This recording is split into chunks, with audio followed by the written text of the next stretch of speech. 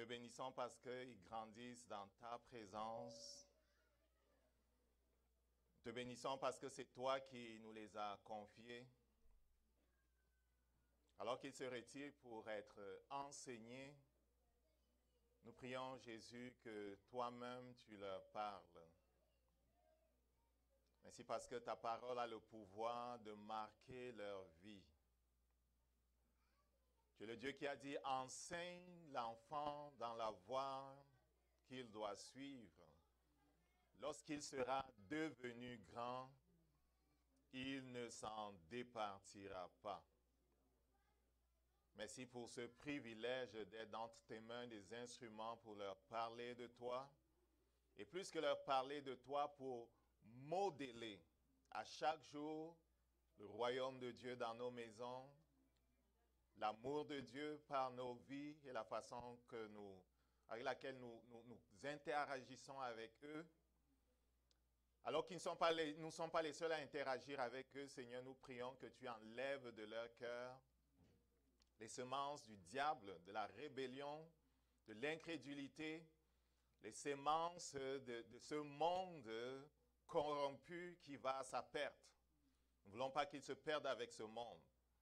Merci pour ta grâce, merci pour ta paix.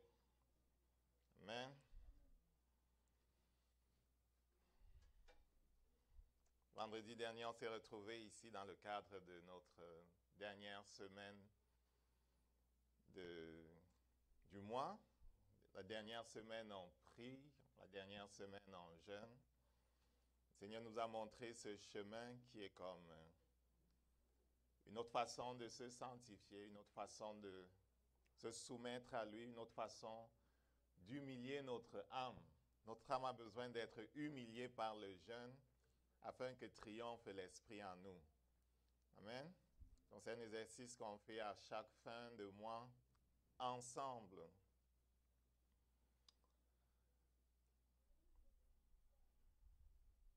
Le Seigneur nous parlait ces derniers temps, et beaucoup même la dernière fois, de l'importance d'être capable d'écouter la voix de Dieu. Pourquoi est-ce important de pouvoir discerner lorsque Dieu parle? Parce que ça va te sauver la vie. Ça va te sauver la vie. On a vu que Dieu parlait par sa parole, premièrement. Il parle à travers les visions, il parle à travers les songes, les prophètes. Il parle à travers les circonstances, il parle à travers les hommes. Malheureusement, quelque part dans le livre des Job, il dit que on ne prend généralement pas garde à ces avertissements. Et tous ceux qui ont méprisé les avertissements de notre Dieu ont perdu leur âme. Ce n'est pas en vain qu'il dit « Mon peuple se détruit parce qu'il n'a pas de connaissance ». Et quand tu lis ce texte d'Osée, il poursuit en disant « Parce qu'ils ont méprisé la connaissance ». Ce qui arrive avec les choses de Dieu, c'est parce que lorsqu'elles nous sont exposées, au lieu que de faire comme les Bériens, on rejette tout en bloc parce que ça ne matche pas nos traditions. Ce qui va arriver, c'est qu'un esprit venu d'ailleurs, de l'autre, va venir sur nous et endurcir nos cœurs. Parce que Dieu aura parlé, on aura méprisé. Parce que Dieu aura parlé, on aura négligé. Il y a l'endurcissement qui va venir. Et quand l'endurcissement vient, on devient aveugle. Après tout ce que Dieu dit, on est incapable de comprendre. Les Bériens, qu'est-ce qu'ils faisaient? Quand Paul parlait aux Bériens, ils se rendaient bien compte que c'était différent de tout ce que les autres rabbins avaient dit. Mais plutôt que de tout rejeter, comme faisaient les pharisiens et les autres, en général, surtout les docteurs et toutes les autres là, plutôt que de rejeter, ils examinaient dans la parole afin de voir si l'exposition de Paul et des autres concernant le Messie était vraie, correspondait à ce qui avait été dit par Moïse et la suite des autres prophètes. Et en procédant de la sorte, dans la prière, ils ont été éclairés par Dieu à l'effet que Jésus était effectivement le Messie. Amen. C'est la même chose qu'on doit faire. C'est pour ça qu'à quelque part, il dit, ne méprisez pas les prophéties, mais examinez-les afin de retenir ce qui fait du sens. Amen. Ce qui vient de Dieu. Amen. On va regarder quelques prophéties aujourd'hui qui ont trait aux événements qui normalement devaient se produire ou sont en train de se produire sur la terre et qui doivent précéder le retour de Jésus-Christ. Amen.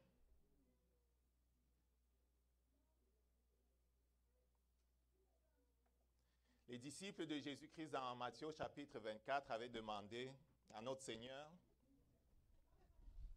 qui leur avait parlé de la destruction du temple de Jérusalem parce qu'il avait pleuré sur Jérusalem en disant qu'il était incapable de reconnaître le temps où ils ont été visités.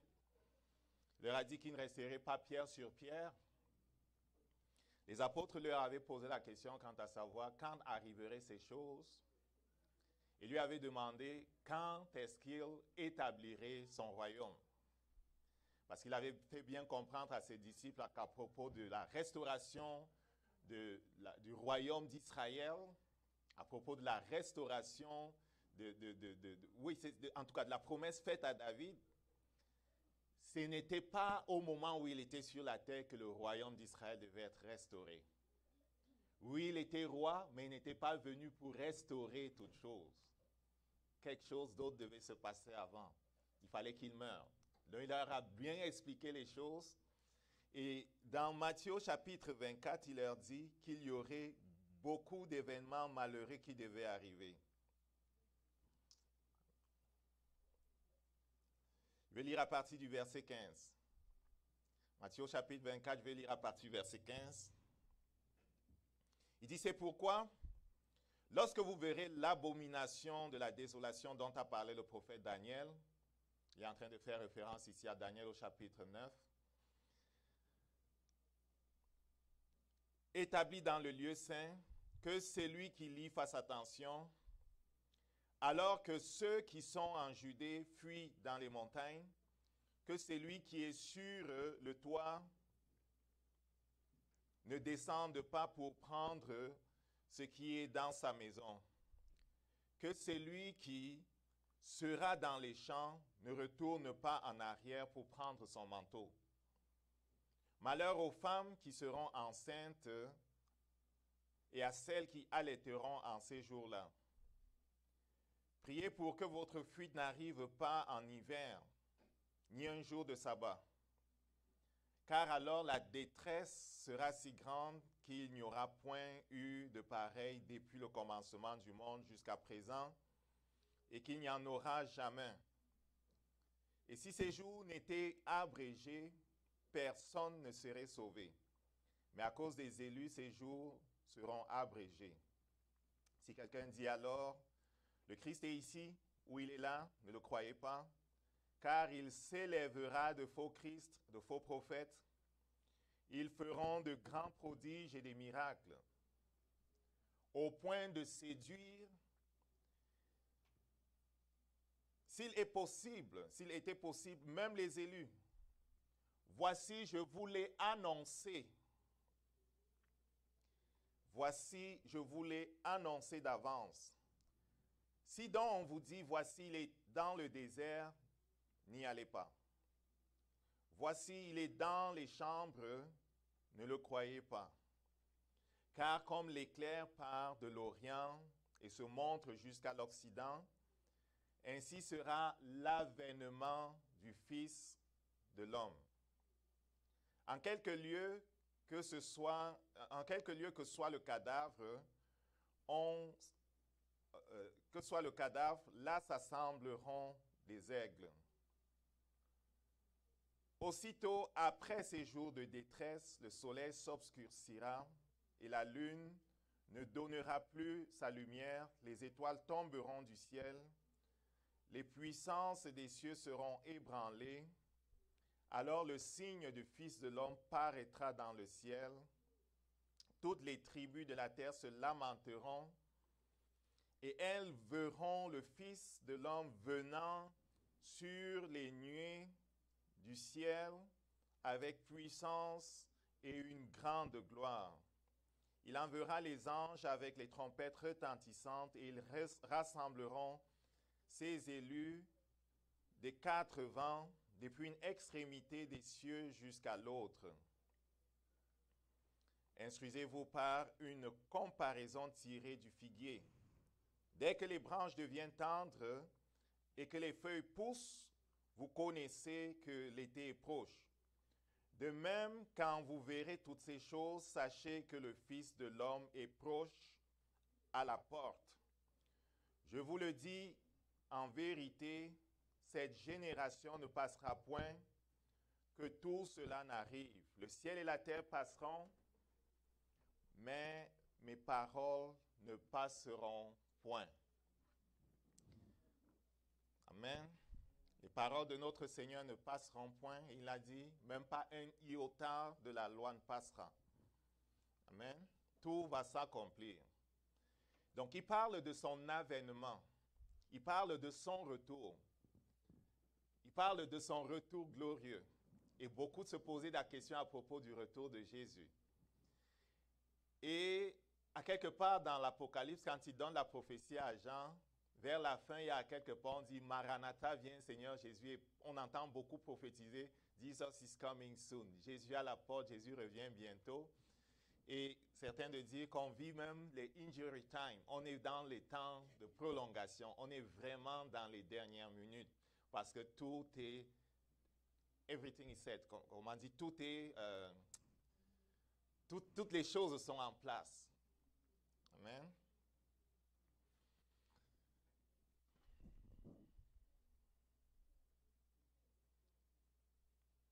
Donc, il avait prophétisé à propos de la destruction de Jérusalem.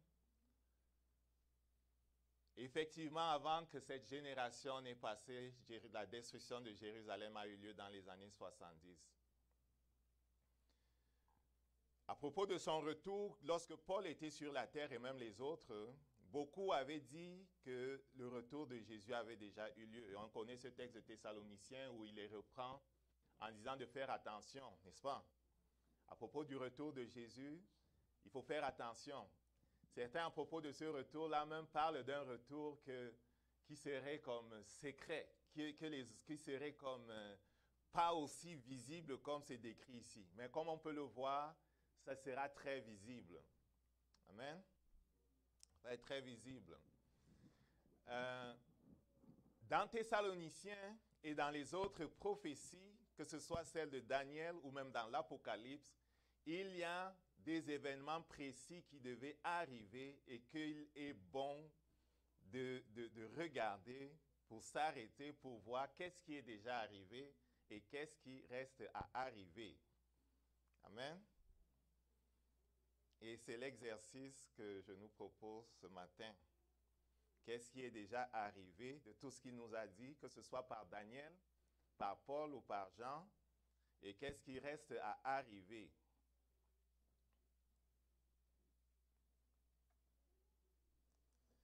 Père, nous avons besoin de toi pour comprendre. Nous savons que tu as les paroles de la vie. Nous avons besoin de toi pour comprendre. Viens nous éclairer. Par ton esprit, viens nous éclairer alors que nous voulons comprendre.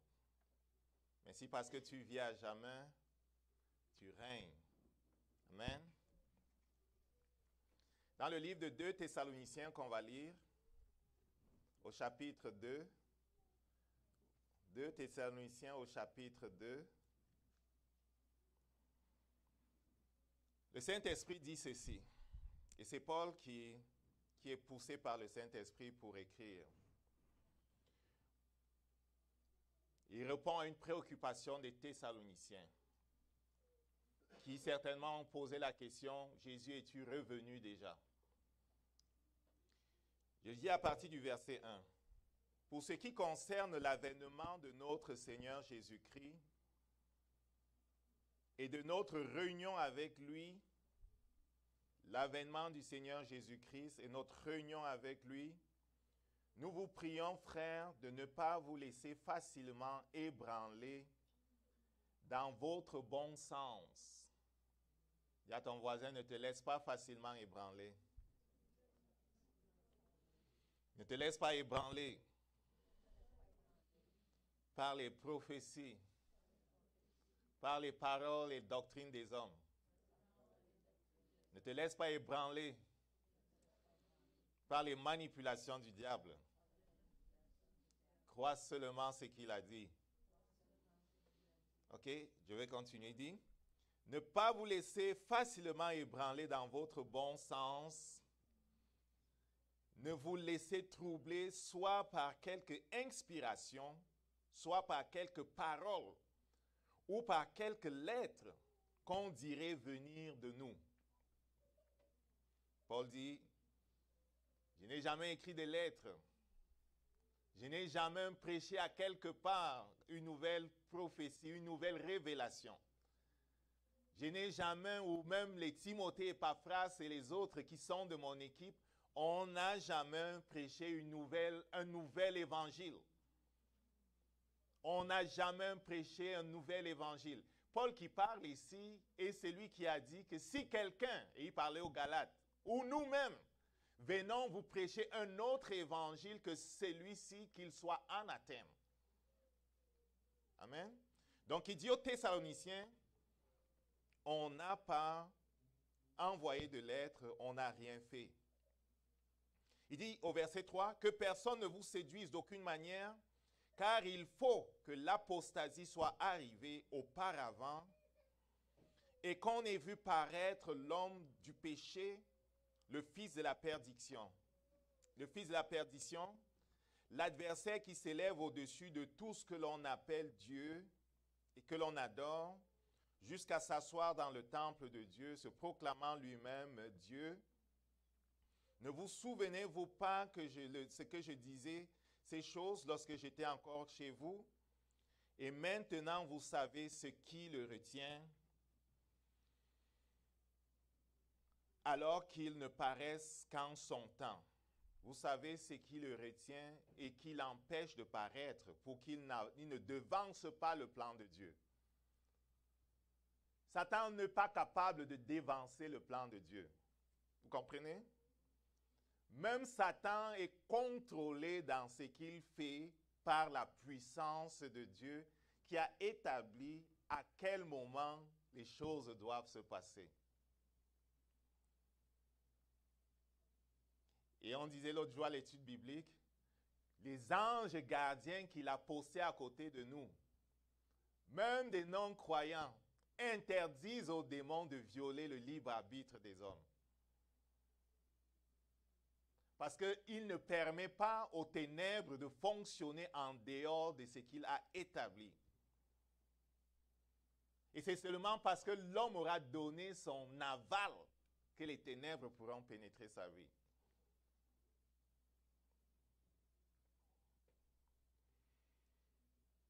Donc, il dit, ne vous souvenez-vous pas de ce que je vous disais ces choses lorsque j'étais encore avec vous, et maintenant vous savez ce qui le retient, afin qu'il ne paraisse qu'en son temps. Car ce mystère de l'iniquité agit déjà. Au moment où je vous écris, le mystère de l'iniquité agit déjà. Au moment où je vous écris, Lucifer a déjà mis en marche son plan. Au moment où je vous écris, l'opposant, l'adversaire a déjà mis en marche son plan. Il faut seulement que celui qui le retient encore ait disparu, et alors paraîtra l'iniquité que le Seigneur détruira par le souffle de sa bouche et qu'il anéantira par l'éclat de son avènement.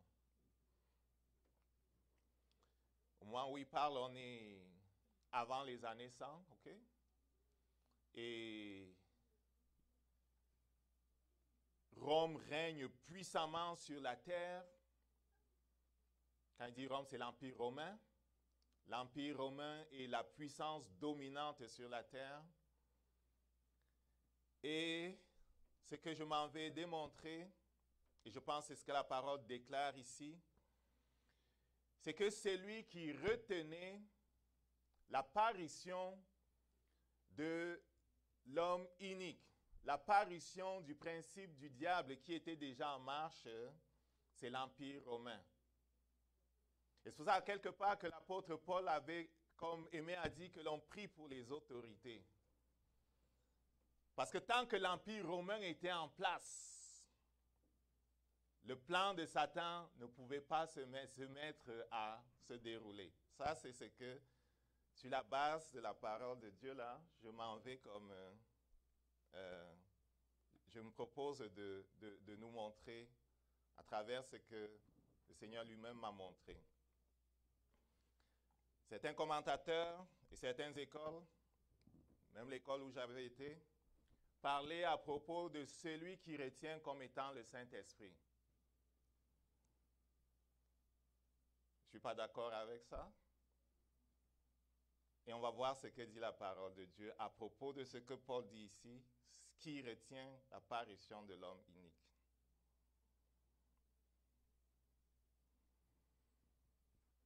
Donc, on veut comprendre ce matin qui est l'Antéchrist, qui est l'homme unique, l'homme de péché, c'est quoi la grande apostasie, c'est quoi le temps dans lequel nous vivons, et on veut bien saisir notre responsabilité vis-à-vis de celui qui nous a appelés à son règne et à sa gloire.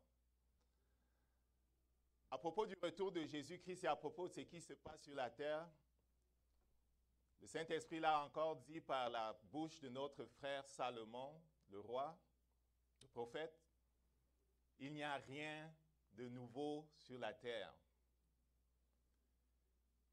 Satan lui-même n'invente pas de nouvelles affaires.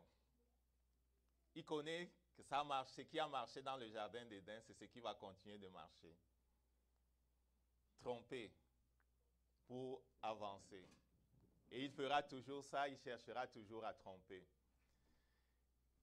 Jésus disait que ce qui s'est passé au temps de Noé, avant que ne vienne le déluge, à savoir le fait que tout le monde s'était détourné des commandements de Dieu, c'était une grande apostasie, le rejet de l'ordre de Dieu, le rejet des avertissements de Dieu.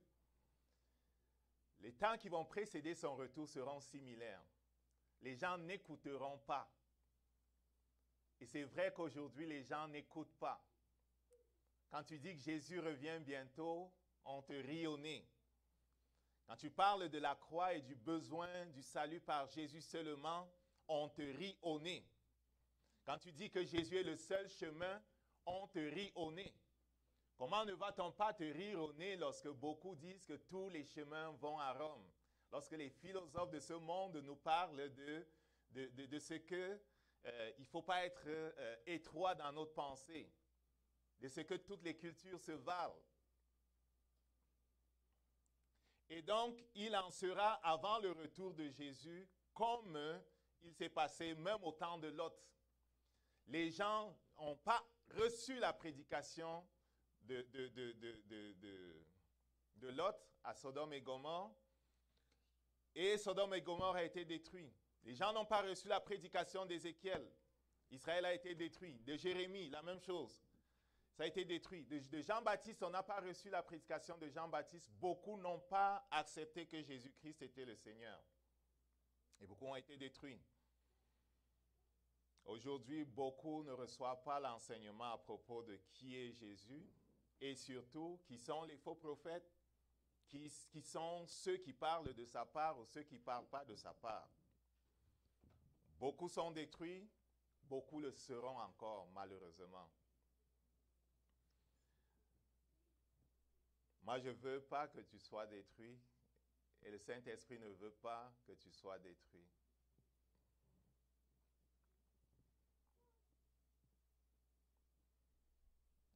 Parce que si là où le Saint-Esprit dit il y a danger, l'homme se met à dire qu'il n'y a pas danger, l'homme va être vraiment magané. Amen. Il est important de discerner les temps. Dieu annonce toujours les choses à venir. Il ne nous laisse pas surprendre par les choses qui viennent. Il annonce toujours ce qui vient. Il dit toujours à l'avance, les amis. Et en ce qui concerne le temps dans lequel nous sommes, c'est intéressant de savoir que les prophéties sont déverrouillées. Au moment où Daniel parlait de ces choses-là, il y avait un verrou sur les prophéties. Tu peux lire les Daniel chapitre 12, on dit à Daniel, scelle la prophétie. Amen. Daniel au chapitre 12, Daniel a reçu beaucoup de révélations qui concernaient des temps qui étaient comme 700 ans plus tard, qui étaient là où il se trouvait, mais qui concernaient jusqu'au temps où Jésus allait venir. Et au chapitre 12, pour ce qui est des temps de la fin, on lui dit, scelle le livre. Quand on scelle un livre, cela veut dire que si tu essaies même de comprendre, tu ne vas pas comprendre. Et beaucoup de choses qui ont été prophétisées pour ce qui concerne les temps dans lesquels on est, Daniel l'a peut-être compris avec le Saint-Esprit, mais les hommes naturels et les autres de sa génération n'ont pas compris parce que c'était scellé. Est-ce qu'on comprend ça? C'était scellé. Mais gloire à Dieu, elles ne sont plus scellées. Dans Apocalypse au chapitre 22, lorsque notre frère aîné Jean, l'apôtre de notre Seigneur, sur l'île de Patmos s'est enlevé dans le ciel et qu'on lui montre plein de choses, et en l'occurrence la fin, on lui donne des prophéties à propos de la fin, le Saint-Esprit qui, dans Daniel au chapitre 12, demandait à Daniel de sceller la prophétie, dit à notre frère Jean, ne scelle pas, ne scelle point les paroles de la prophétie de ce livre, car le temps est proche. Donc nous vivons dans un temps où Dieu a ouvert la compréhension des prophéties de sa parole à son Église et surtout à ceux qui l'aiment. La clé pour comprendre ce que Dieu dit, c'est être comme Marie, c'est être en amour avec Dieu. Est-ce qu'on comprend ce que je suis en train de dire? C'est d'être en amour avec Dieu. C'est aimer ce que Dieu dit. Dans Osée, lorsqu'il dit « Mon peuple se meurt parce qu'il manque de connaissance », je dis les versets qui suivent 6 et 7 là, c'est parce qu'il a méprisé la connaissance. Osée au chapitre 4. Ils ont méprisé la connaissance. Vous comprenez? Donc, si tu es dans une attitude où tu aimes Dieu, tu aimes la connaissance, tu aimes, pas la connaissance pour enfler ton cœur, pour être enflé d'orgueil, mais tu aimes pour comprendre. Tu aimes pour comprendre. Si je vis dans un temps où il se passe quelque chose et que Dieu veut m'utiliser, j'ai besoin de comprendre clairement ce qui se passe, n'est-ce pas? Donc, tu veux comprendre pour servir ton Dieu. Tu veux comprendre pour glorifier ton Dieu. Tu veux comprendre pour ne pas travailler contre le Saint-Esprit. Donc, on est dans un temps où ce n'est pas scellé. Donc, on peut comprendre. Amen. Dans Daniel au chapitre 7, avant d'aller dans Daniel au chapitre 7, les prophéties de Daniel commencent dans Daniel au chapitre... c'était d'abord la prophétie qu'il a donnée, le rêve qu'il a donné au roi Nebuchadnezzar. Au roi Nebuchadnezzar, c'était une statue qui avait quatre parties, ou 4 parties principales avec les pieds. Et le roi Nebuchadnezzar ne comprenait rien à cela. Il était même prêt à tuer ses prophètes et ses divins et tous les astrologues qui travaillaient dans son palais, Daniel au chapitre 2, parce qu'il les a fait venir pour que non seulement il lui explique son rêve, mais l'explication du rêve, personne n'était capable. Daniel a entendu parler de l'histoire, il est allé dans le jeûne avec ses amis, et Dieu leur a révélé le sens de cette prophétie. Et la prophétie concernait quoi? L'ange vient l'expliquer après. La prophétie concernait les temps de la fin.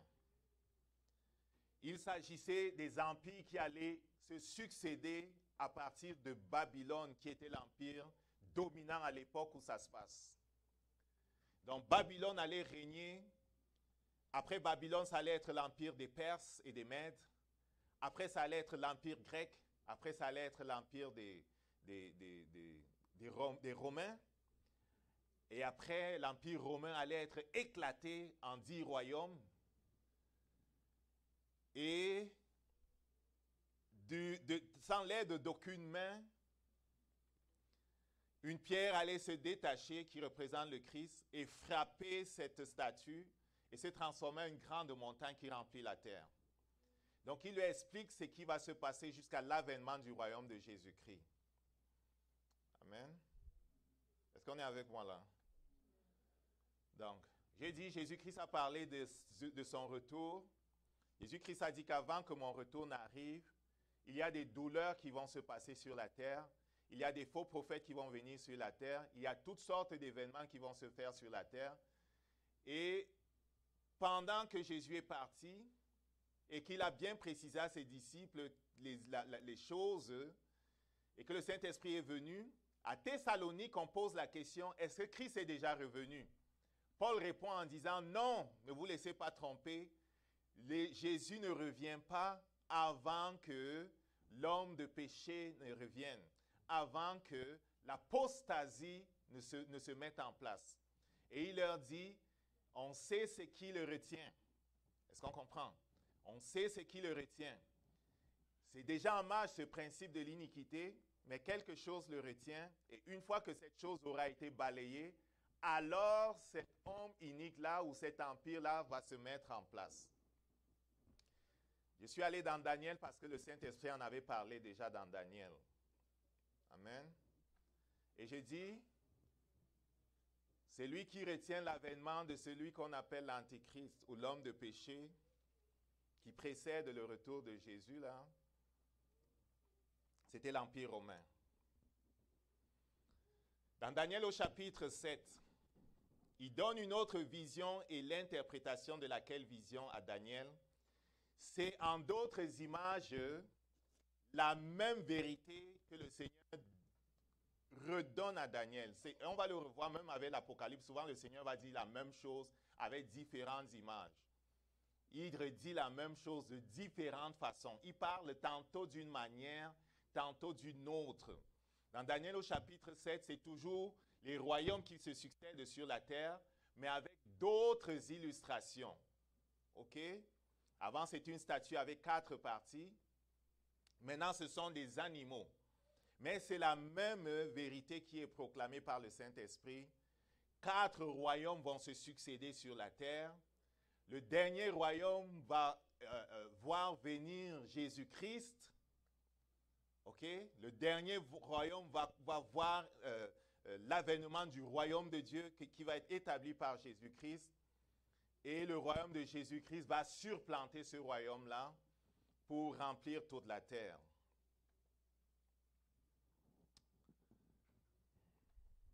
Je vais aller sur le dernier royaume.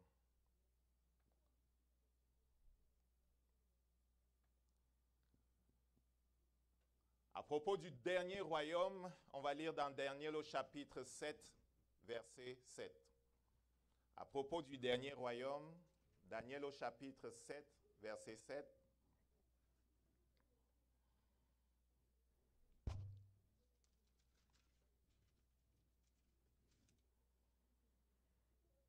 Après cela, je regardais pendant mes visions nocturnes, et voici, il y avait un 4e animal terrible, épouvantable et extraordinairement fort. Il avait de grandes dents de fer, il mangeait, brisait, et il foulait aux pieds ce qui restait. Il était différent de tous les animaux précédents. Il était différent de tous les animaux précédents. Il avait 10 cornes. Je considérais au verset 8 les cornes et voici une autre petite corne sortie du milieu d'elle. Et 3 des premières cornes furent arrachées devant cette corne. Et voici, elle avait des yeux comme les yeux d'homme et une bouche qui parlait avec arrogance. Je regardais pendant qu'on plaçait des trônes. Et l'ancien des jours s'assit, son vêtement était comme la neige et les cheveux de sa tête étaient comme de la laine pure. Son trône était un trône de flammes et de feu, et les roues comme un feu ardent. Donc le quatrième animal Le quatrième animal a des caractéristiques précises. Il est effrayant, il est terrible, il est puissant. Il a 10 cornes. Il a 10 cornes. Et au milieu des 10 cornes, une autre corne va venir. J'ai dit que cela représente l'Empire romain. Et je dis pourquoi, parce qu'on va voir l'explication de l'ange tout à l'heure. On va voir l'explication de l'ange tout à l'heure.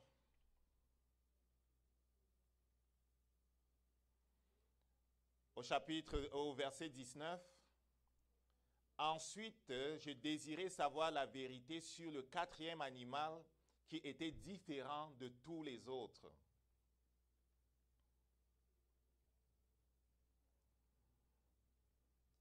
Extrêmement terrible, qui avait des dents de fer et des ongles d'airain, qui mangeait, brisait et foulait aux pieds ce qui restait. Et sur les 10 cornes qui avait à la tête, et sur l'autre qui était sortie, devant laquelle 3 étaient tombés, sur cette corne qui avait des yeux, une bouche parlant avec arrogance et une plus grande apparence que les autres. Je vis la corne faire de grandes guerres au sein et l'emporter sur eux, jusqu'au moment où l'Ancien des jours vint donner droit au sein du Très-Haut, et le temps arriva où les saints furent en possession du royaume. Il me parla ainsi, c'est l'ange qui parle au verset 23. Il me parla ainsi, écoute l'interprétation. Le quatrième animal, c'est un quatrième royaume. Le quatrième animal, c'est un quatrième royaume qui existera sur la terre, différent de tous les royaumes qui l'ont précédé. Il eut le royaume de Nebuchadnezzar. Après Nebuchadnezzar, c'est les Mèdes et les Perses. Après les Mèdes et les Perses, c'est l'empire d'Alexandre le Grand. On connaît avec quelle férocité cet empire a régné et avec quelle vitesse il est monté en puissance et comment il a terrassé les Mèdes et les Perses. Je ne vais pas rentrer dans l'histoire, c'est trop long. Et on connaît comment il est mort. On connaît comment son empire a été divisé entre ces 4 généraux, accomplissant à la perfection la prophétie de Daniel. On connaît en lisant même Daniel 11 comment certains historiens ont même étudié les batailles et les guerres d'Alexandre le Grand et vu que même les précisions sur les places où devaient se dérouler certaines batailles ont été données par le Saint-Esprit à l'avance, les amis, à l'avance. On s'en va sur la 4e bête et le Saint-Esprit qui est très précis et qui connaît toutes choses, qui connaît ce que sera demain dans ta vie, ce que sera dans 10 ans ta vie, qui connaît toutes choses, est en train de nous dire ici à propos de ce royaume-là, de cette bête-là, que c'est un royaume. OK? Donc au verset 23, c'est un royaume qui est différent des autres royaumes. Il va dévorer toute la terre, il va tout fouler, il va tout briser. Au verset 24, les 10 cornes, ce sont 10 rois qui s'élèveront de ce royaume. Ce sont 10 rois qui s'élèveront de ce royaume. Comprends très bien. Si 10 rois s'élèvent d'un royaume, cela veut dire que le 4e royaume va s'effondrer. Et on connaît tous la vie des royaumes. Ils naissent, ils croissent, ils atteignent un apogée et ils déclinent. Sais-tu ça? On a fait l'histoire des royaumes, n'est-ce pas? Ça a toujours été ça. Un royaume naît, il croît, il atteint un certain apogée, après il décline. Un autre royaume le remplace. Pour ce qui est de l'Empire romain, il dit, lorsqu'il va décliner, à sa place, on aura 10 royaumes. Amen? Ce sont des indices précis. Lorsqu'il va décliner, à sa place, on aura 10 royaumes. Un autre s'élèvera parmi eux. Okay? Donc, un autre royaume va s'élever au milieu des 10 royaumes. Il sera différent des premiers 10. Il va abaisser 3 rois. Il y a 10 royaumes qui s'élèvent à la place du royaume de l'Empire romain. Un autre royaume spécial s'élève parmi les 10 et renverse 3. Et ce royaume qui s'élève au milieu de 10 va prononcer des paroles contre le Très-Haut. Il va opprimer les saints du Très-Haut. Il va espérer changer les temps et la loi. Les saints seront livrés entre ses mains pendant un temps, des temps, et la moitié d'un temps. Okay, c'est une expression qui, quand on lit les autres textes, nous parle des 1260 jours ou années. Okay? Il dit, puis viendra le jugement, et l'on notera sa domination qui sera détruite et anéantie à jamais. Le jugement vient quand? Remarque, mon ami, que le jugement vient, Jésus-Christ revient sur la terre et il juge au moment où le royaume spécial qui s'est élevé sur les cendres de l'Empire romain, parmi les 10 royaumes qui ont constitué comme ceux qui ont participé à descendre l'Empire romain, ce royaume spécial-là va durer assez longtemps jusqu'à ce que Jésus revienne. Est-ce que quelqu'un a les oreilles pour entendre ce que le Saint-Esprit dit? Le Saint-Esprit est en train de dire ici, à l'avènement de Jésus-Christ sur la terre, le royaume spécial qui sera né sur les cendres de l'Empire romain qui existe dans les années où Jésus a marché sur la terre. L'Empire romain a fonctionné de 168 à 416. Il s'est effondré à 416. Il dit ce royaume spécial-là qui va s'élever parmi les 10 royaumes qui prendront la place de l'Empire romain et qui va perdurer des années et des millénaires, va voir venir le royaume de notre roi Jésus-Christ.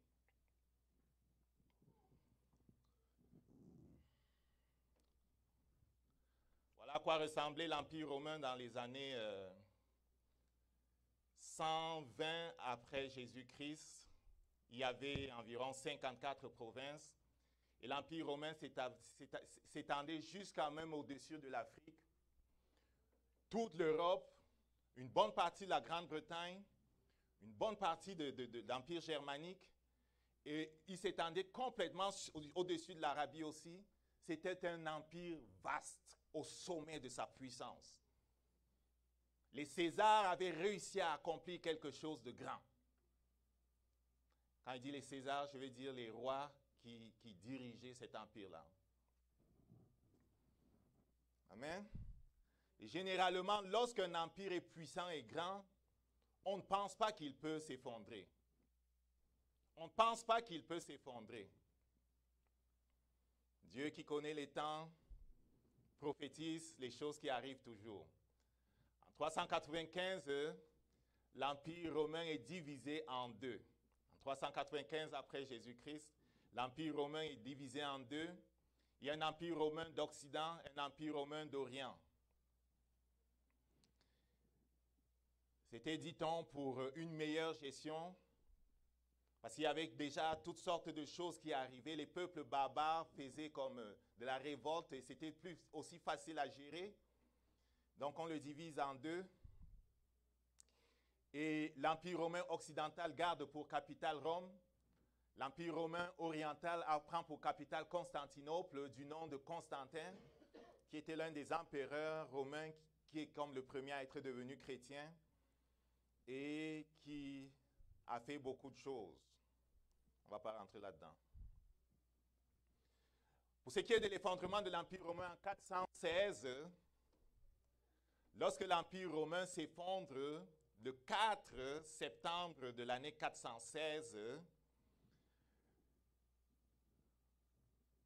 Odoacre, le roi des Urucles, dépose l'empereur romain d'Occident qui s'appelait Romulus Augustulus.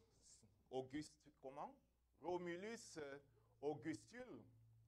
Et l'Empire romain d'Occident est éclaté en 10 royaumes.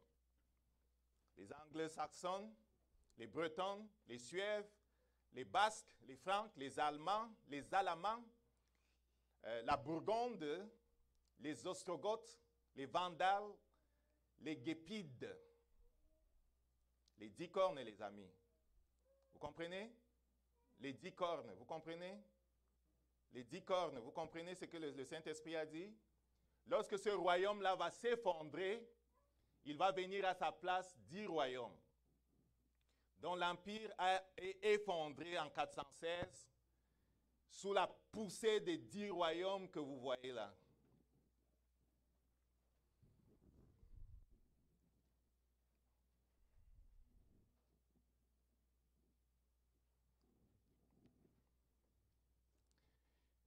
Il faut dire que au IVe siècle, lorsque le Saint-Esprit pousse l'Évangile, pousse le royaume de Jésus-Christ, l'Évangile arrive à Rome, n'est-ce pas? On connaît tous Paul qui voulait mourir à Rome, qui voulait aller passer devant Ponce Pilate. Dans Actes au chapitre 26, lorsqu'on le juge, il dit « J'en appelle à Pilate ». Il n'avait pas à le faire, mais Jésus-Christ avait dit « Tu dois aller à Jérusalem ». Il en appelle à Pilate, il n'avait pas à le faire, il voulait aller à Rome. L'Évangile l'avait précédé à Rome, il voulait aller à Rome, Paul est allé à Rome. Donc le christianisme était arrivé à Rome, et je vais passer assez vite, il y avait même un évêque à Rome.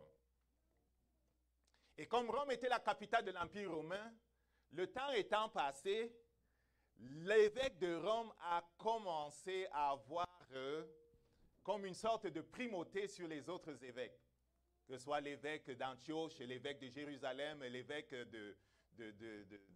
en Afrique, c'était quoi? Anyway, les autres évêques. Et surtout les royaumes là qui étaient venus qui étaient arrivés à Rome et qui étaient nés sur la place où l'Empire romain existait, ils n'étaient pas chrétiens, c'était de nouveaux chrétiens. Et donc, lorsque cet évêque de Rome là, tranquillement, prend trop de place, ces rois-là qui ne connaissent pas beaucoup le christianisme le laissent prendre trop de place. Lorsque l'Empire romain est même renversé, lorsque le César qui régnait à Rome est renversé, il ne reste plus à Rome que vraiment l'évêque de Rome, comme quelqu'un qui est ancien, tu comprends? OK? Et donc, tranquillement,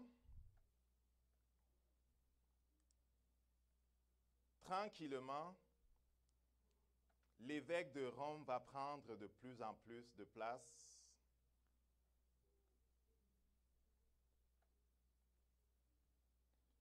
Et va renverser trois de ces royaumes-là, surtout ceux qui régnaient au niveau de Rome, les Ostrogoths, les Vandales, et prendre la primauté et la domination au niveau de Rome. Je passe assez vite sur beaucoup de choses là. Et même dans l'Empire romain. Il n'aura plus simplement la puissance ecclésiale, mais il va commencer tranquillement à exercer même un pouvoir qui était exercé par l'empereur lui-même. L'empereur romain avait le titre de Pontifex Maximum, parce que l'empereur romain était le prêtre de la religion romaine, de l'Empire romain.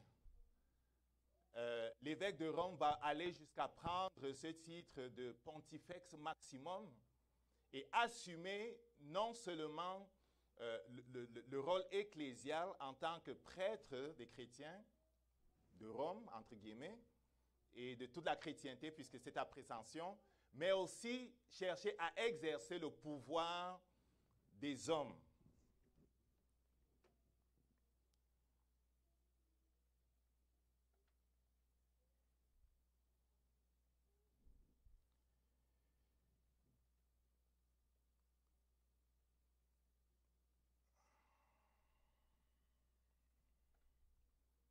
Donc, entre 416 jusqu'à 532, la manœuvre ou ce que Paul appelait, dans 2 Thessaloniciens, Paul appelait que l'iniquité est comme à la porte, mais il est retenu. De 416 jusqu'à 532, l'esprit de l'Antéchrist va manœuvrer pour mettre à la place du pontifex maximum des Romains un autre roi. Vous comprenez? La couronne, la corne spéciale, c'est cet autre roi qui naît au milieu des 10 royaumes Et il est petit parce qu'il aura une autorité qui sera limitée juste au départ à l'Italie, mais que tranquillement, il va étendre jusqu'à l'Empire oriental, il va l'étendre jusqu'à ce côté-là, et pendant le Moyen Âge, il va l'étendre à toute l'Europe. Je ne veux pas aller dans l'histoire, mais on sait qu'il fut un temps où personne ne pouvait être roi en Europe s'il n'était nommé par l'évêque de Rome, n'est-ce pas? Il démettait même les rois en Europe. Il avait une autorité, une puissance extrêmement grande. Il faisait et défaisait les choses à Rome, en Europe, je veux dire. À propos de l'interprétation des prophéties, en ce qui concerne l'Antichrist, en ce qui concerne ce royaume spécial, et je veux que tu vois que ce royaume qui est né à la place, même si on retient une seule chose parce qu'il est presque l'heure là, ce royaume qui est né à la place de l'Empire romain est parmi les 10 royaumes d'Europe que vous avez vus là.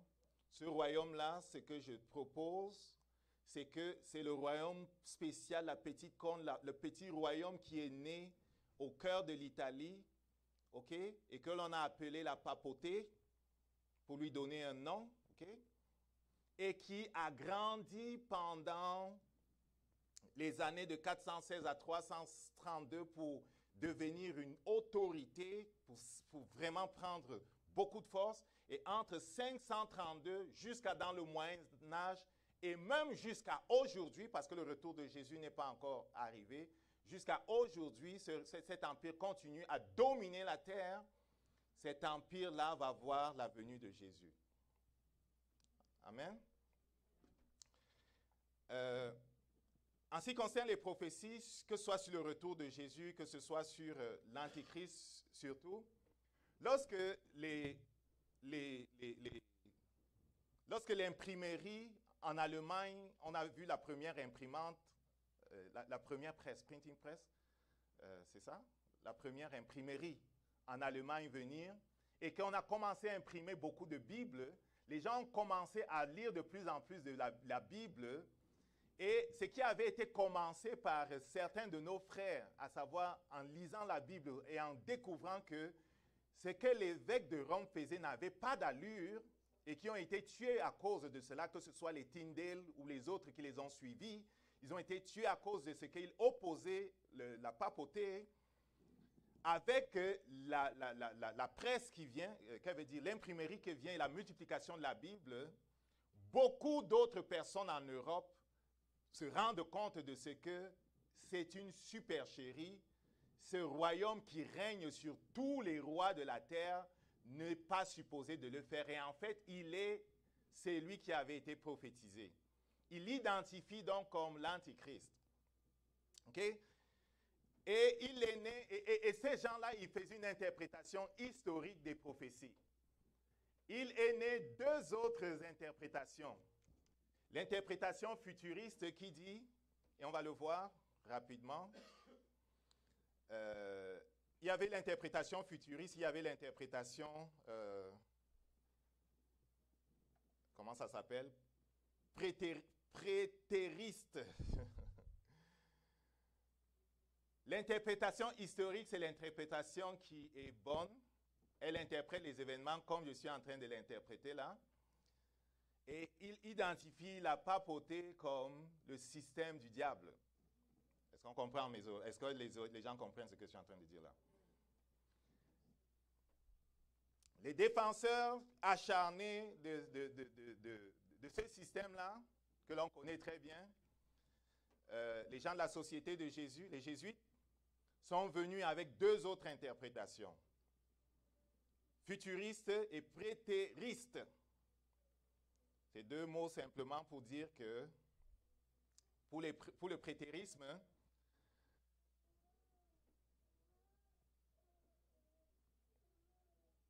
c'est pour dire que certaines ou toutes les prophéties de la Bible se sont produites dans le passé.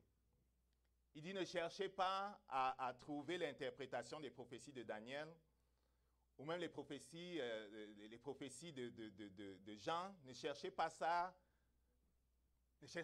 dans la papauté.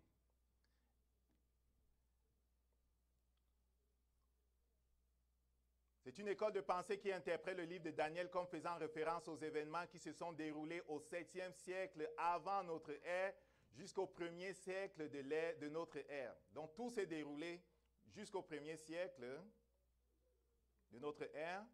Il soutient que l'ancien Israël trouve sa continuation et son accomplissement dans l'Église chrétienne lors de la destruction du temple dans les années 70. Pour ce qui est de l'Apocalypse, ils disent que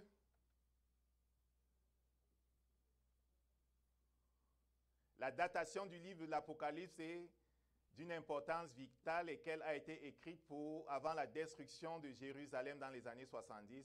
Pour faire une histoire courte, l'Antéchrist, ce n'est pas Rome, ce n'est pas le système de Rome, comme le disent les protestants. Ce n'est pas le système de Rome, comme le disent les protestants. Leur interprétation est fausse. L'Antéchrist et toutes les prophéties, en fait, sont arrivées avant que la papauté ne commence à régner. Les futuristes disent, ce n'est pas le système de Rome. L'Antéchrist allait le chercher à la fin des temps, quelque temps avant que Jésus n'arrive. Dans les 3 années et demie qui vont précéder le retour de Jésus, c'est là où l'Antéchrist va paraître. Je suis en train d'aller trop vite en coupant les affaires, vous comprenez?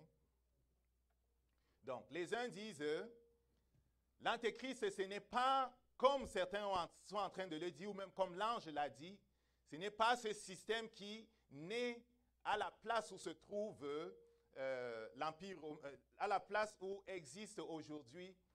Ce n'est pas cet empire qui naît parmi les 10 royaumes qui remplacent l'Empire romain et qui reste en place jusqu'au retour de Jésus. Non, il faut aller le trouver à la fin. Ce n'est pas un système, c'est un individu. Un individu qui va paraître sur la terre et qui va être là simplement à faire le fou 3 ans et demi avant que Jésus n'arrive. Vous comprenez? Les deux ne sont pas vrais parce que tout leur but, comme a été toujours le but des Jésuites, c'est de s'assurer que l'on soit roulé dans la farine et que l'on laisse Rome tranquille. Et c'était le but du Concile de Trente. Le Concile de Trente était un concile pour la défense du système contre le protestantisme. Vous comprenez? Contre les rebelles. Amen. Donc le prétérisme dit toutes les prophéties qui concernent l'Antéchrist se sont déjà déroulées avant que même nous, là, on existe. Le futuriste dit, ça ne viendra que plus tard. Ce n'est pas un système, c'est une personne. Il viendra après. Et quelques années avant le retour de Jésus, c'est là où il paraît sur la terre. Mais souvenons-nous, l'ange dit clairement, l'Empire romain va s'effondrer. 10 cornes vont prendre sa place, 10 royaumes vont prendre sa place. Parmi les 10 rois, c'est-à-dire au milieu des 10 royaumes, un 11e royaume spécial. Un royaume spécial va naître, il va renverser 3 autres royaumes, il va grandir en autorité, en puissance, il va exercer non simplement le rôle de roi, il sera un roi différent. Écoutez bien, il est différent, il a des yeux, il a une bouche. Les yeux et la bouche, c'est comme des symboles qui parlent de ce qu'il sera un prophète. Il va dire qu'il est prophète. Donc, il va exercer une autorité ecclésiale. Ce sera quelqu'un qui sera spécial parce qu'il sera à la fois quelqu'un qui va être normalement un prophète, ou entre guillemets, que dit prophète, mais quelqu'un aussi qui voudra exercer le pouvoir séculier. Vous comprenez? Et c'est exactement ce qui se passe avec cet empire-là lorsqu'il devient puissant et qu'en 538, il commence à régner. Et le Saint-Esprit dit qu'il va régner pendant 1260 jours. L'histoire nous apprend que c'est ce qui s'est passé. C'est ce qui s'est passé. Il a régné pendant 1260 jours.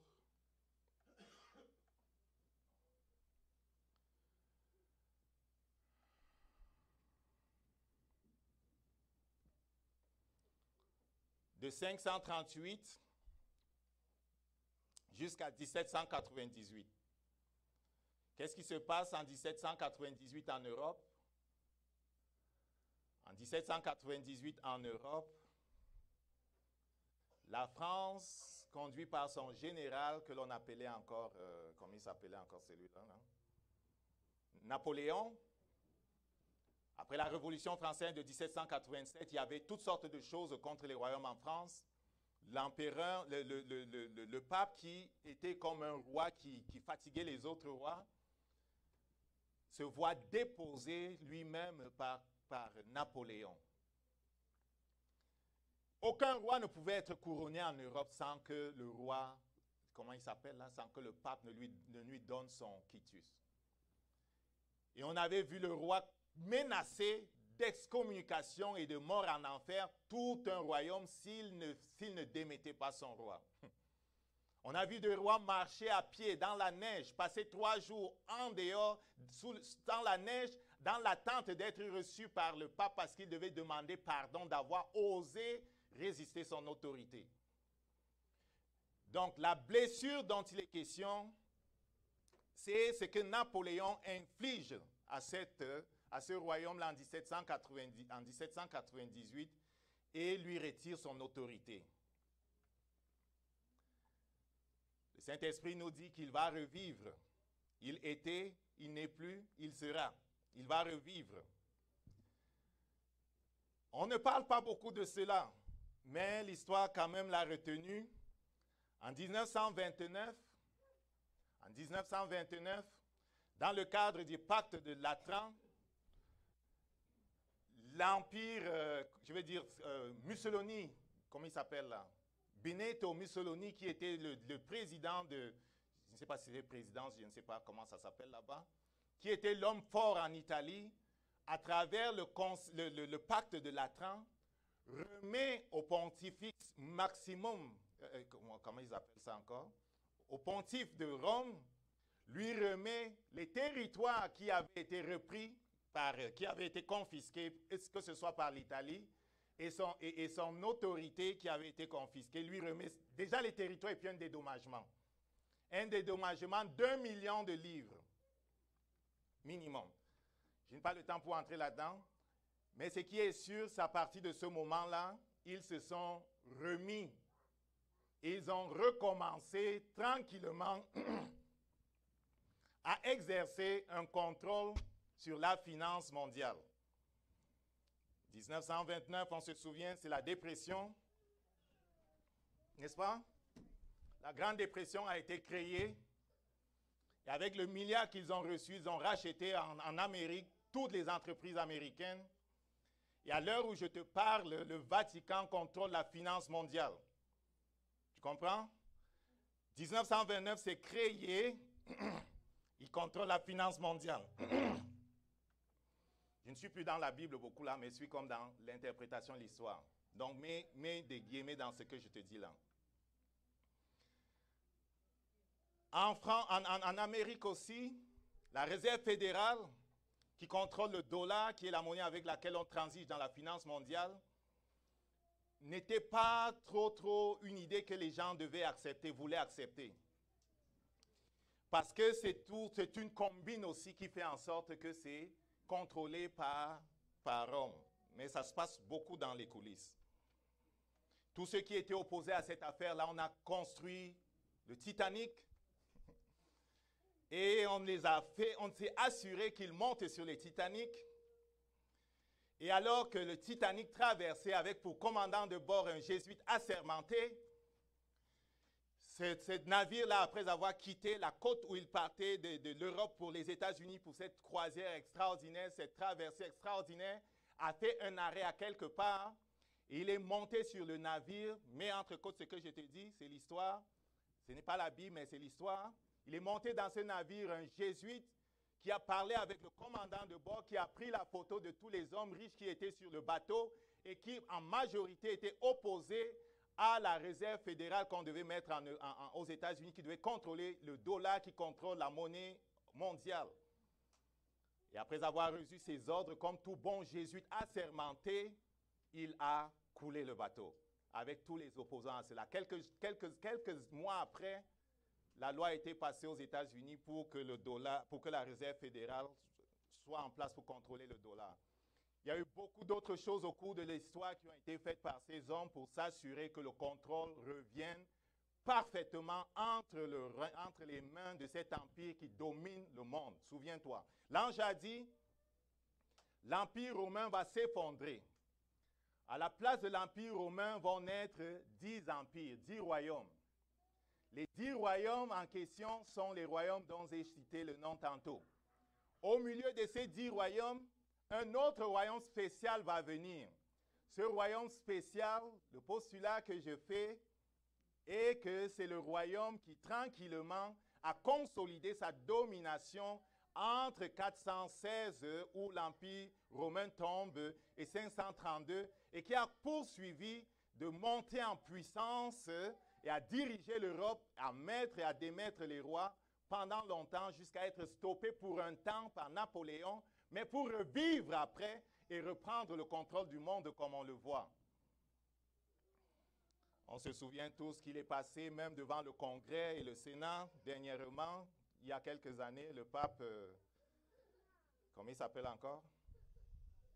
Le pape François, qui est le dernier des papes en passant, qui est jésuite en passant, et qui a pris exactement le même nom que le saint que le créateur de la société de Jésus avait adopté comme saint qu'il vénérait, et qui travaille très fort pour ceux qui suivent l'actualité à faire en sorte que les religions s'unissent.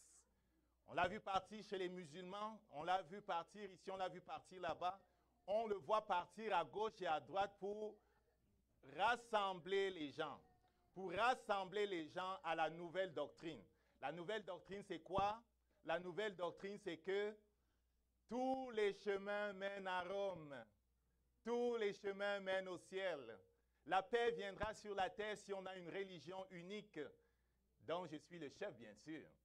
La paix viendra sur la terre s'il n'y a plus même plusieurs armées, si on est tous unis et les gens achètent cette histoire. Amen. La prophétie dit, ce qui stoppe l'apparition de ce système, c'est l'Empire romain. Quand l'Empire romain s'effondre, 10 royaumes prennent sa place. Au milieu de ces royaumes, un royaume spécial naît et qui va gouverner le monde jusqu'à ce que Jésus-Christ revienne. Je veux suggérer que le royaume qui gouverne le monde aujourd'hui, c'est le Vatican. Et vois bien, c'est une petite corne, n'est-ce pas? Une petite corne. Petit, pourquoi? Parce qu'il est spécial. Il est sur un petit territoire de quelques milliers de kilomètres. Mais il a beaucoup, beaucoup, beaucoup, beaucoup de puissance. Amen. On n'a pas eu le temps de lire ce que Daniel dit. Plus tard, un jour, on reviendra sur ce que Daniel dit, mais il dit la même chose. Il parle de ce qu'on voit se passer dans le monde. Il parle surtout de ce que les gens vont se laisser corrompre. Beaucoup vont se laisser corrompre. Beaucoup de nos leaders se sont corrompus. Beaucoup, on les voit aller au Vatican prêter allégeance. Je voyais certains qui priaient même pour lui. Des leaders même évangéliques, on dit évangéliques. Amen. Qu'est-ce que je suis en train de dire? Est-ce que je suis en train de dire que tous les catholiques sont perdus? Non. Pas ce que je dis. Je dis que selon ce que je vois dans la prophétie et selon ce que je vois de la division des royaumes qui se sont succédés sur la terre, à partir de l'Empire romain qui s'est effondré, je vois que le royaume spécial, c'est le Vatican, c'est la papauté. Je vois que ce royaume spécial est la papauté. Et l'histoire me montre qu'il contrôle la finance mondiale, il contrôle les choses. Et oui, ils ont changé plein de choses dans la parole de Dieu. Dans le livre de Daniel, on dit qu'il va dire des choses terribles contre Dieu. Des choses terribles contre les saints qui sont dans le ciel. Et que des choses terribles n'a-t-il pas dit contre Dieu? Lorsqu'il dit qu'il prend le nom de Vicarius Christi, n'est-il pas en train de dire des choses terribles contre Dieu? Lorsqu'il se laisse appeler Dieu sur la terre, n'est-il pas en train de prendre la place de Dieu? Et des choses qu'il dit contre les saints qui sont dans le ciel. Lorsqu'il dit que telle statue représente Paul et Pierre, alors que ce n'est pas la vérité, n'est-il pas en train de dire des choses contre les saints qui sont dans le ciel? Lorsqu'il a rempli Rome de toutes sortes de statues, prétendant que cela représente les saints, n'est-il pas en train de dire des choses terribles contre ces saints? Et pour ceux qui veulent savoir,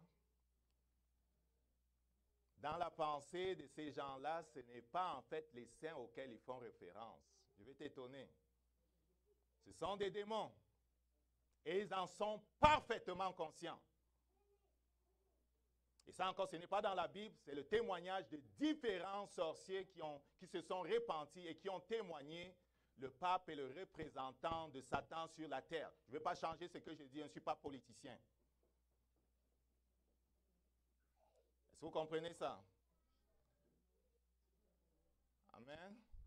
Et beaucoup de choses qui se pratiquent dans ce qu'ils ont appelé comme leur système sont des choses qui sont diaboliques, sont des choses qui ont un double sens. Pour les gens du dehors, ils pensent que l'eau bénite, c'est l'eau bénite. Pour les gens du dedans, ils savent d'où est-ce que ça vient.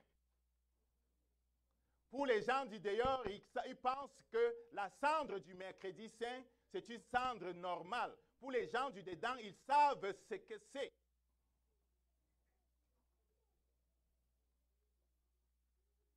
Pour les gens du dehors, ils pensent que les messes de Requiem, ce sont des messes qui servent vraiment à faire de quoi? Mais pour les gens du dedans, ils savent ce que c'est. Amen.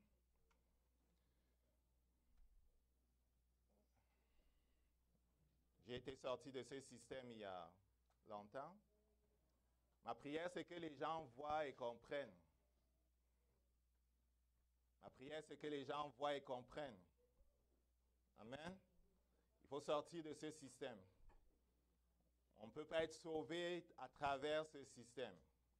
On ne peut pas être sauvé à travers un système qui allait jusqu'à insulter Dieu en disant que Christ seul ne suffit pas.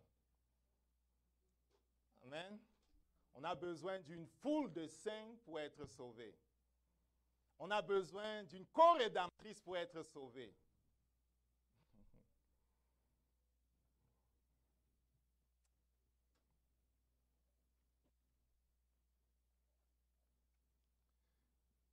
Donc, nous devons faire attention parce que tranquillement, le message à propos de l'œcuménisme va être propagé. Le message à l'effet que nous devons mettre de l'eau dans notre vin pour ce qui est de ce que Jésus-Christ est le seul chemin va bientôt nous arriver et qu'il va falloir, si on veut fonctionner, être prêt à mourir. Ou être prêt à perdre certains privilèges. Je pense qu'il va venir un temps où les retours d'impôts que les gens ont parce qu'ils ont donné les dîmes et les offrandes à l'Église, ça ne va plus être donné.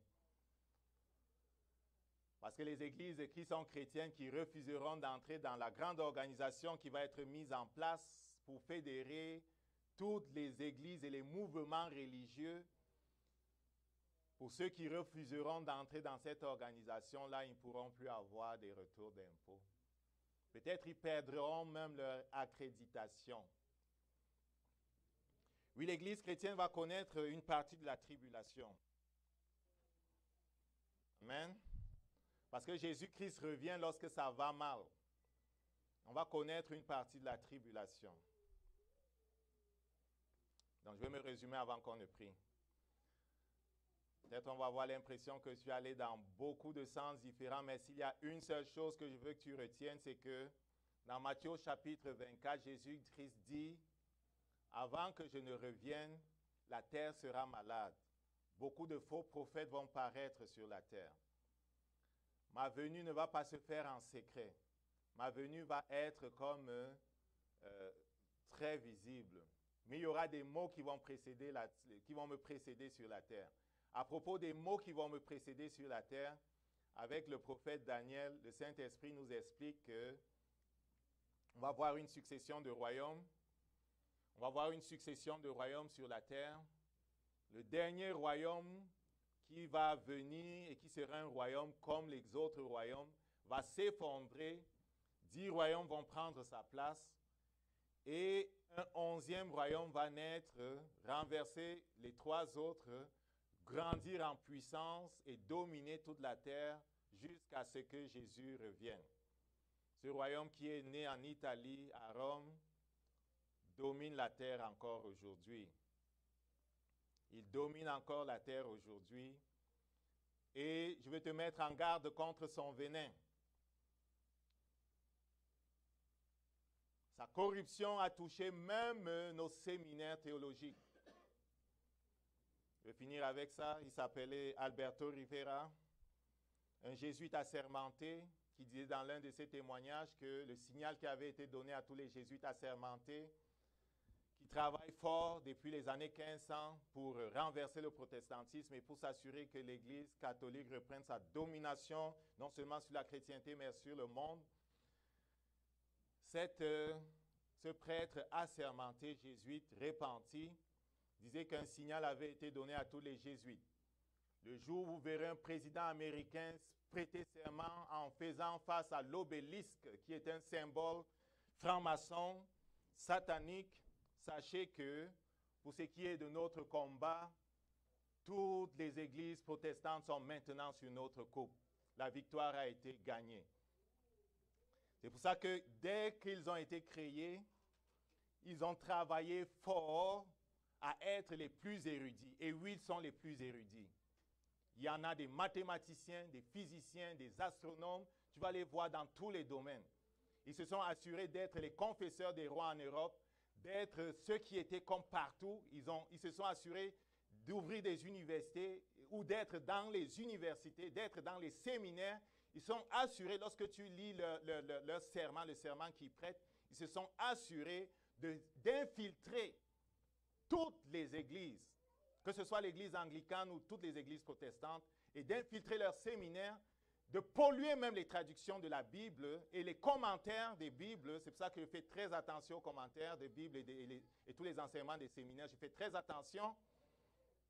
Ils sont assurés de le faire pour que tranquillement, à notre insu, on revienne à Rome. Et au moment où je te parle, du point de vue de Rome, la job est faite.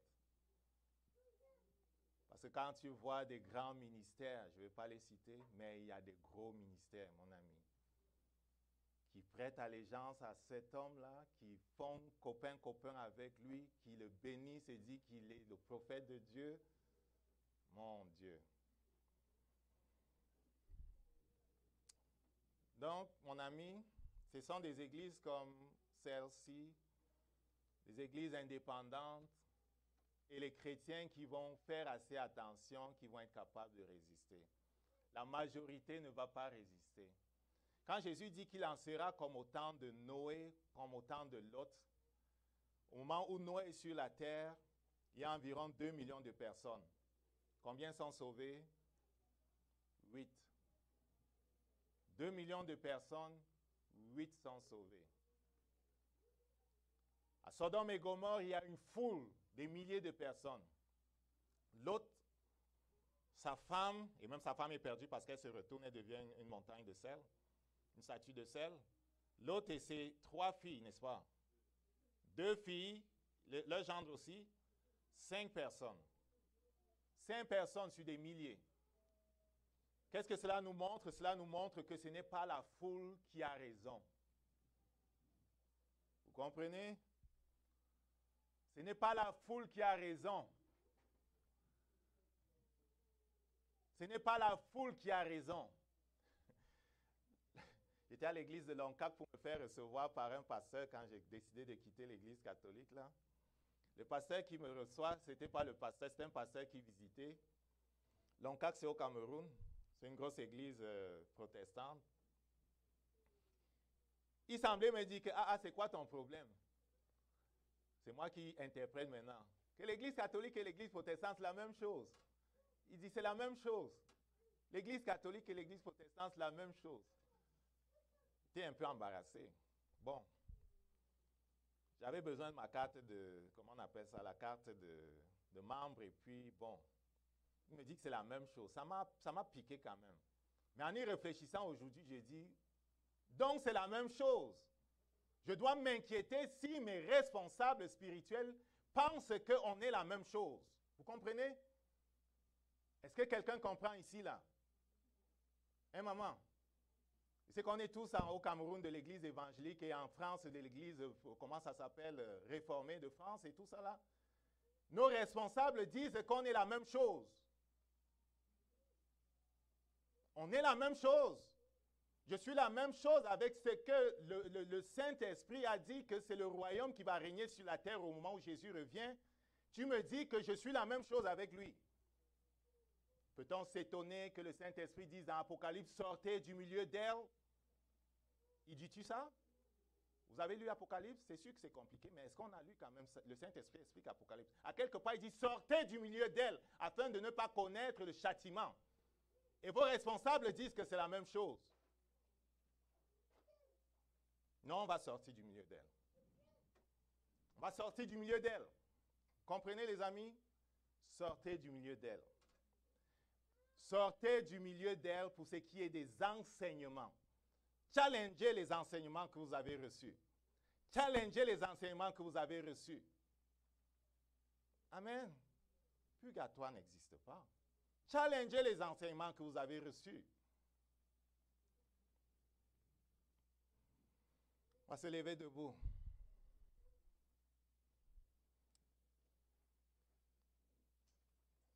On prêche sur ces choses parce que le Saint-Esprit veut qu'on prêche sur ces choses-là. Une bonne partie de ma famille, comme une bonne partie du Cameroun, est encore dans ce système. Et ma prière, c'est qu'ils comprennent. Parce que si on met sa confiance dans le fait que, parce qu'on va faire X messes de requiem, on va avoir son salut, on a un problème. On a un méchant problème. On a un méchant problème. Si on met sa confiance dans le fait que, selon l'enseignement de ceci, c'est une foule de saints et puis tous les sacrements qui vont nous sauver, on a un méchant problème. On a un méchant problème. Et si maintenant, nous, qui, après les Tyndale et puis les autres, et puis les réformateurs, on s'en va dire qu'on est réconcilié avec eux et avec ce système-là, on a un méchant problème. Parce que le ciel ne va pas se réconcilier avec celui qui détruit les saints et qui corrompt la parole de Dieu. Amen. Saint-Esprit, ce sont des choses qui peuvent être simples à comprendre, mais peuvent être aussi compliquées. Parce que dans de nombreux séminaires, différentes affaires sont enseignées et plusieurs hommes de Dieu enseignent différentes choses à propos de ceci.